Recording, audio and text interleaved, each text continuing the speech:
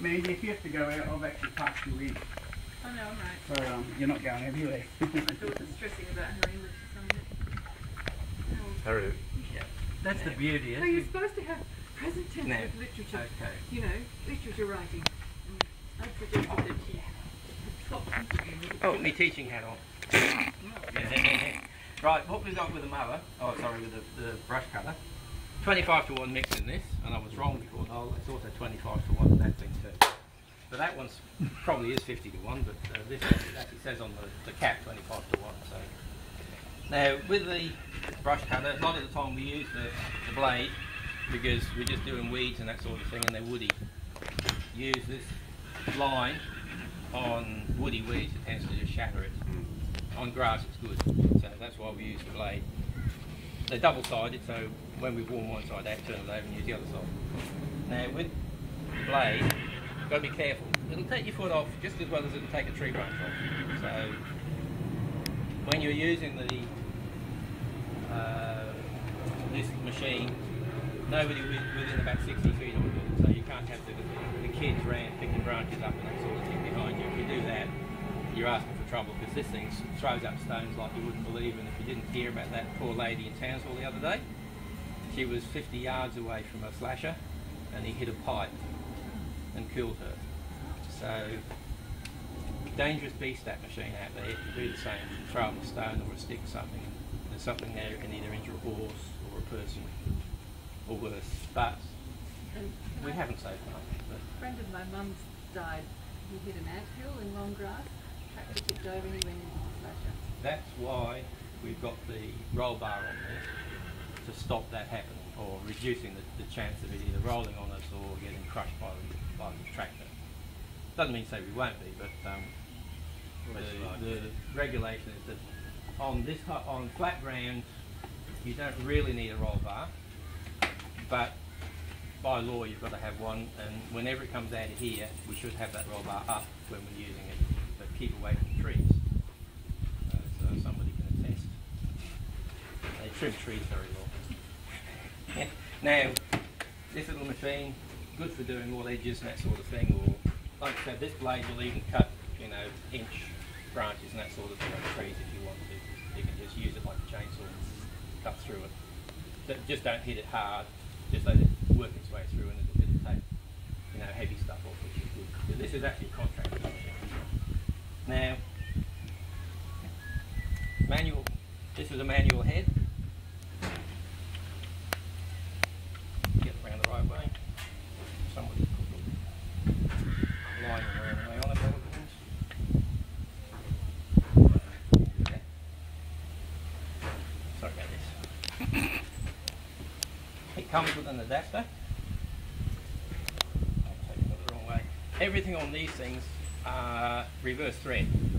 They're the same, they're opposite to normal nuts and bolts, because the way the head fits, if they had a normal bolt on there, it would loosen off all the time. So these things, we just loosen them off. You've used these before at home, Whipper Snippers? They're the same at home. This is just a simple head machine.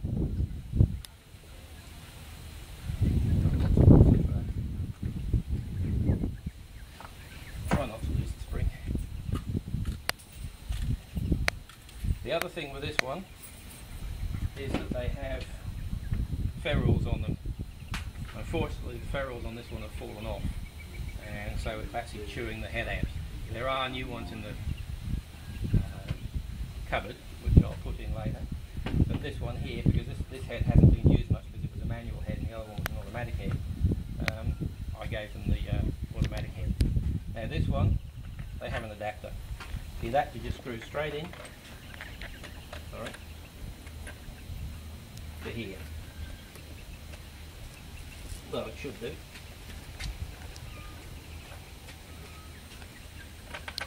That's the wrong one. It's the wrong adapter, sorry. That's my adapter off my machine. That's the adapter. So one adapter for two heads. You just nip it up, that's all it needs. It doesn't need to be tight because it's going to tighten up by the use of the machine. That just fits on, and you just have the head fitting on there. This stuff, when you know how to wind it, it actually tells you No, I don't. on the machine which way to wind the wire. This one's a good one. It's actually got the direction of wind. So you basically just do that, wind them up as tight as you can get them, clip those into position. You've done that at home on your own machine, I hope. And we find the head. We've got the head there, and they will just then feed through. Be careful, and I'm not very careful at this. I'm not a very good teacher either, so I apologise for that. I tend to ramble on when I'm talking about things. I'll cut you short, don't worry. And that just fits in to position. A lot of the time we put that on, and the nut, if I've got the right one, and it goes on backwards. And we just tighten them up. Now, because this is a manual head, a lot of them these days on your home machine is you just bump and feed. This one doesn't do that, so you basically pick it up, turn it sideways, and lock it into position. Pick it up, turn it a bit, and away you go, and it just locks in. And it's got the cutter there to keep it at the right side. And that's it. That's the way it goes.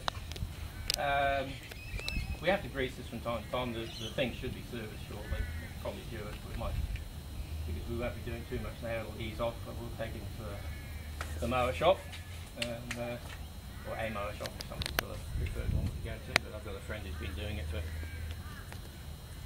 well, I've known him for over 30 years and he still does it. And he actually sold us the machine, so I think it's only fair if he gets the